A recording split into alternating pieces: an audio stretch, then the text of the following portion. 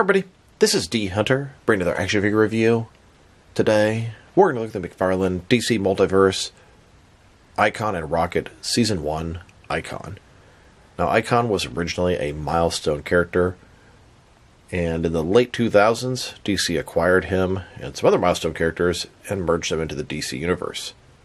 This guy is a McFarlane Toy Store and GameStop exclusive. I ordered mine from McFarlane Toy Store and arrived today, so let's take a look at the package. As you can see at the top, 22 moving parts, McFarlane Toys, ages 12 plus, DC Multiverse Icon. Here he is in the package. Looks like we have 2 alternate hands, totaling 4 interchangeable hands, a collector's card, and a display stand. One side of the package, Icon from Icon and Rocket Season 1. Other side, Icon. At the bottom, there's his barcode if that helps anybody. And at the back, here he is, posed up from the comics. So with no further ado, let's open him up. Alright, now that we have this figure out of the package, here he is with all the accessories laid out, and he doesn't come with much. We have a display stand, a collector's card, and 2 alternate hands, totaling 4 interchangeable hands. Before we take a look at all that, let's talk about and check out the figure. So this is Icon. He was first introduced in 1983 from Milestone Comics. In the late 2000s, DC acquired this character and some other Milestone characters and incorporated them into the DC universe. Icon is a Terminian alien who was stranded on Earth in the 1800s after he crashed. He is discovered and adopted by a slave named Miriam, whose DNA the pod absorbs and gives Arnis a human disguise. Due to his long life, Arnis sort of took the identity of his own son to sort of keep things going and normal. In Final Crisis, Orion killed his father Darkseid, destabilizing the multiverse, and then that transferred the Milestone characters into the DC universe, altering their history so they'd always been there before. He has a ton of superpowers, such as he's good at hand-to-hand combat, armed and unarmed combat, he has superhuman strength, speed, stamina, and senses. He has the power of flight. He is almost invulnerable, enhanced mental perception, regenerative healing, and the ability to generate and project positron energy blasts. So let's take a closer look. Starting with this head sculpt, I think it looks pretty good.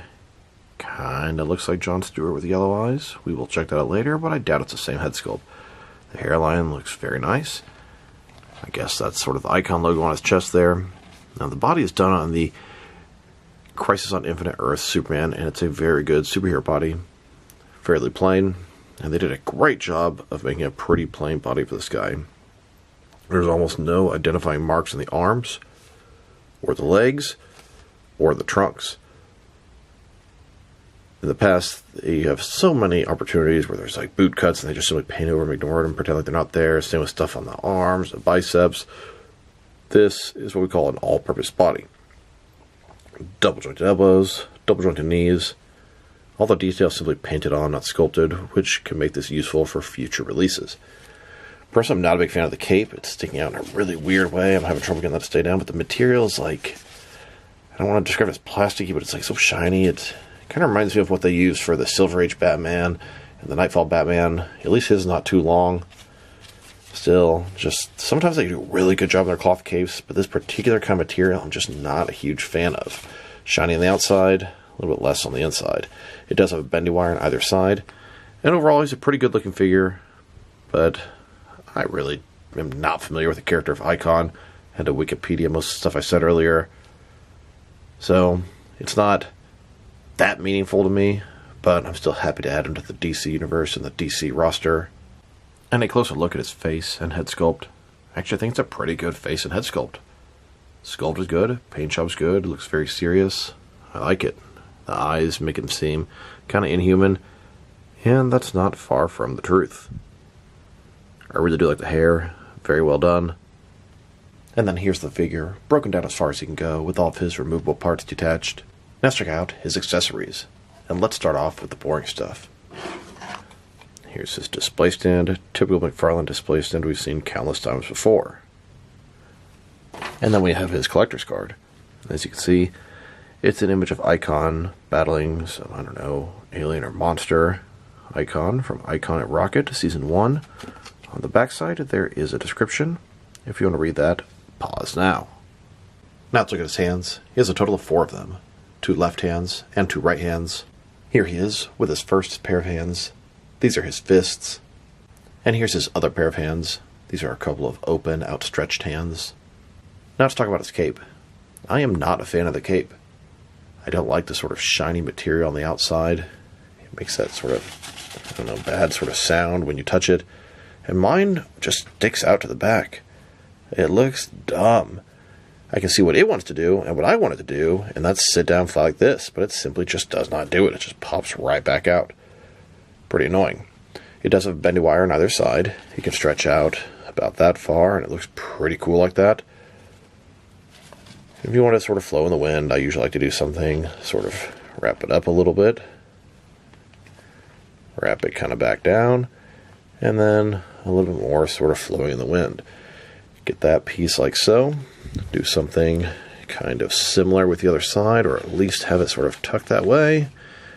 And then bam, you kind of have his cape flowing in the wind. You can do a little better, but just an idea of how to kind of manipulate that. Now I've seen some people online, when the first pictures were posted, they said, oh, look at that, that's just Jon Stewart's head. And there are some similarities if you think all black people look the same. Here is Icon's head. And here's a look at the classic JLA Jon Stewart's head. The head is completely different. The hair is very similar, but I believe it's different as well. Icon has a way, way bigger head than Jon Stewart here. And here's a look at the older, more modern Jon Stewart with, once again, a completely different head. Now to check out the differences and reuse between Icon here and the Crisis on Infinite Earths Superman. And there is a lot of reuse, and that's not a bad thing. I really like this body for an action figure. So let's take a closer look. Obviously, heads are totally different. He does have the exact same neckline. His is green part of the suit, and his is flesh colored. Looks like the torso and the stomach are exactly the same. Looks like the trunks or diaper piece, they are different. You can see the wrinkles along the middle, and that's not there here. Looks like the arms are going to be the same. Even the hands, I can even see the little sort of veins painted over black.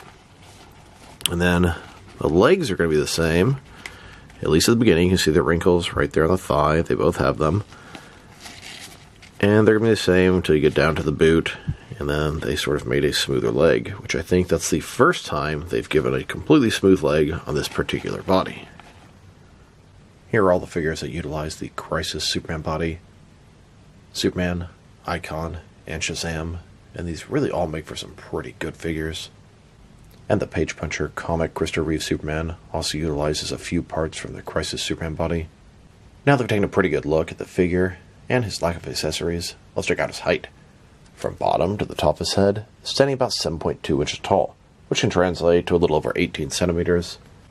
And for his articulation, starting with his head, of course, it can rotate side to side.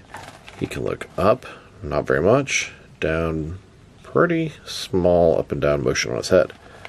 Can't tilt his head at least a little bit from side to side. Shoulders, the ball joint goes up more than 90 degrees. Up, down, around, all that good stuff. He's got this butterfly ring between his shoulder and chest, increasing the range of motion and covering the large gap that would be there. Bicep cut below that. Double jointed elbows. His wrist can rotate and it's hinged as well. In his torso, he's got a ball joint, rotate around, forward and back. Another one in his waist, rotate around, forward and back. Between the two, pretty good range of motion in the torso area. Moves very smoothly. Legs, complete with splits, McFarlane style hip joints. Rotation is minimum, but there. Legs go forward, back that far, back, not at all. Double jointed knees. And his ankle. Forward and back. Rotate, tilt, rock, and of course, articulation. Here's a look at Icon, hovering and flying in the skies. Now let's check him out next to some other action figures, starting off with some other McFarlane DC Multiverse figures. And the first figure I would like to compare him to would be Rocket, his partner. I doubt we're ever going to get a Rocket figure, which is ironic because this guy is specifically from a story called Icon of Rocket Season 1. Rocket is his sidekick, and she's a human that's sort of learning from him and utilizes some of his alien tech, and it would be really cool to have that team together. Here, look at all the different figures that utilize the Crisis on Infinite Earth's Superman body. Now let's check him out next to some other recently released McFarlane DC Multiverse figures. Here he is, next to the two most recent McFarlane Toy Store exclusives that I have, the black and white accent Blue Beetle, and the Brave Vogel Batman. Here's Icon, next to the Target exclusive Gold Label Wildcat and Orion, and here he is, next to the most recent Page Puncher Wave. Both the regular and platinum versions of Shazam and Captain Thunder. We have the comic version of the Christopher Reeve Superman, and both versions of the animated DC Direct Red Hood. Then, next to the King Kong vs. Batman 3-pack. And now, with the most recent Batman Wave, both the regular and platinum chase variants of the Noel Batman and the Silver Age Batman, the platinum Batman vs. Spawn Batman, and all three versions of the Neo-Gothic Batman Beyond Batman. Here's Icon, next to the Justice League Task Force Wave. Both the regular and platinum chase variants of Aquaman, Flash, Superman, and Batman collect to build both versions of Darkseid. And here he is, next to the Amazon exclusive Batman that came with the Batglider and the GameStop exclusive Frostbite Nightwing. Then, with the Amazon exclusive Court of Owls 3-pack. And now, with the Collector's Edition Wave 8, both the regular and platinum chase variants of Lightning Lad, Simon Baugh's Green Lantern, Mr. Terrific, Geoforce, Christopher Reeve Superman, and Grid. I'm on the hunt for Wave 9. They still haven't hit my area. Checking Walmarts religiously. And finally, next to a couple of recent Mega figures. The Planet Ron Red Swamp Thing, and the Zack Snyder's Justice League. This is the armored version that came with a throne. Now let's check them out, next to some action figures from different various companies, so we can see how he fits in, both scale and style-wise, in case you want to know which lines you can mix him with. Since he's a McFarlane toy, they're typically the 7-inch scale. I'm going to start off my comparisons with some of the larger action figure lines I collect, and work my smaller. But first, let's check him out with some of his McFarlane Toys brothers. In front of you are 5 different action figure lines, all from McFarlane Toys, all 7-inch scale. And now, with some Jack-specific wrestling figures, and some Diamond Select toys. Here's Icon, next to a stick of my wife's deodorant. I hope I remember to put it back into the bathroom. And here he is, with some DC Direct and NECA figures. Then, with both some Mattel and Jazzwares wrestling figures. And now, with some Mezco and Mattel DC figures. Next, with some Mafex and Hasbro Marvel Legends. And finally, with some SH Figure Arts and Jazzwares Fortnite figures. So overall, this is a very nice Icon figure. But the question I ask is, who wanted an Icon figure? I didn't, and I have nothing against the character. Hell, I've never even really heard of the character. The comic Icon of Rocket does sound familiar, but that's as far as my knowledge of him goes. Now, I do really like that Crisis on Infinite Earth Superman body. I'm not a fan of Icon's cape. Could be a little better. I did actually manage to get it to sort of lay down flat in the back, so I'm very happy about that. His accessories are almost non-existent. Sculpt and paint job pretty good. Articulation, everything you'd expect from a modern McFarlane figure. If I were to rate this figure, I'd probably give him a 7 out of 10. It's a nice figure. It's a good version of Icon. But I don't really need Icon in my collection. Don't get me wrong, I'm happy to add him to the world building of McFarlane and DC and the Justice League. So my personal enjoyment is going to be a 6 out of 10. But the figure is actually pretty good, so I was going to land at a 7 out of 10. So this is D Hunter. Thank you for watching this video. If you liked the video, press like below.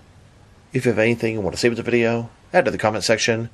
If you want to see additional action figure reviews from me, press subscribe. I do appreciate when you do that. Once again, this is D Hunter. Thank you for watching this video, and I'll talk to you guys real soon.